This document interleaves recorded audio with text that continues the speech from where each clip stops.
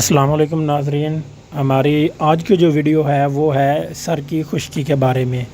اکثر لوگوں کے سر کے اوپر خشکی کی ایک تہ بن جاتی ہے، جس کی وجہ سے جو جلد کے مسام ہوتے ہیں، سر کی جلد کے مسام وہ بند ہو جاتے ہیں اور بال جو ہوتے ہیں وہ ٹھیک طریقے سے پرورش نہیں پاتے اور اس کے نتیجے میں بال گرنا یا کمزور ہونا شروع ہو جاتے ہیں۔ تو اگر آپ کے سر میں بھی خشکی ہے، جب بھی آپ اپنا ہاتھ اپنے سر میں ڈالتے ہیں تو آپ کا ہاتھ خشکی سے بھر جاتا ہے۔ سر میں کنگھی کریں تو کنگھی سکری سے بھر کر آتی ہے۔ یہ خشکی جو ہوتی ہے یہ اکثر مردوں اور عورتوں کے کندھوں پر صاف نظر آتی ہے، تو جس کی وجہ سے ہر بندہ ہی پریشان ہے۔ اس کے لیے ہر بندہ کبھی کوئی شیمپو، کبھی کوئی شیمپو، کبھی کوئی صابن، یعنی کہ سارے ٹوٹکے وہ آزما چکا ہوتا ہے، مگر پھر بھی اس کو کوئی خاطر خواہ نتائج حاصل نہیں ہوتے۔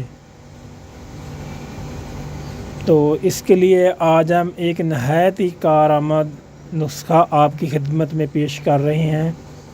نسخہ بہت ہی آسان ہے، آپ نے اس کو بنانا ہے اور استعمال کرنا ہے۔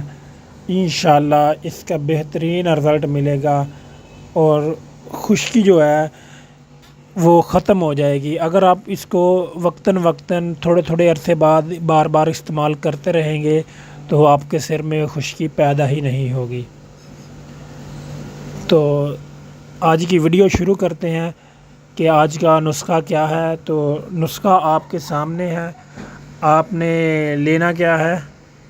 تو خالص بیسن جو ہوتا ہے وہ لینا ہے آپ نے 250 گرام، گندم کا آٹا 30 گرام، میتھی دانہ لینا ہے آپ نے 30 گرام، رائی لینی ہے آپ نے 30 گرام اور ختمی لینی ہے آپ نے 20 گرام۔ اس کو تیار کیسے کرنا ہے؟ ترکیب تیاری یہ ہے کہ تمام اجزاء کا باریک صفوف بنانا ہے، یعنی کہ تمام چیزوں کو پیس کر آپ نے ایک پاؤڈر بنا لینا ہے۔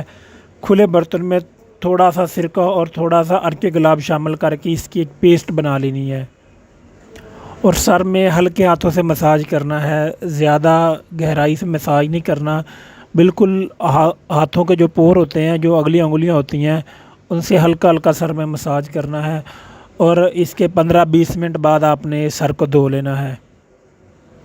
اور زیادہ بادی اور ترش یہ چیزیں کھانے سے آپ نے پرہیز کرنا ہے کہ بادی چیزیں اور ترش چیزیں آپ نے نہیں کھانی۔ اگر ویڈیو اچھی لگے تو چینل سبسکرائب کر کے بیل آئیکن کا بٹن دبا دیں تاکہ ہماری تمام ویڈیوز آپ تک پہنچ سکیں۔ جزاک اللہ، شکریہ۔